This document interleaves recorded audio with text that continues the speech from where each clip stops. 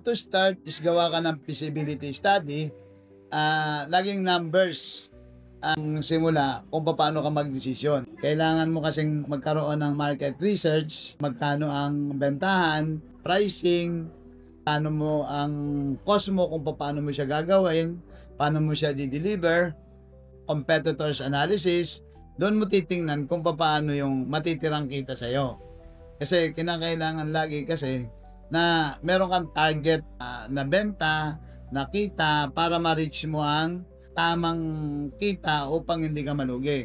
Kasi maaaring sa isa-isa makikita mong kumikita, pero hindi mo makikita yung meron ka palang fixed cost na kahit wala kang benta ay may gastos. So kaya kinakailangan i-analyze mo lahat. Kailangan may numbers. May pag-aaral.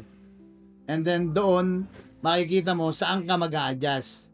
Sa presyo, o doon sa cost ng produkto, o sa cost ng services, o saan man. So laging ang kwenta niyan ay pabalik.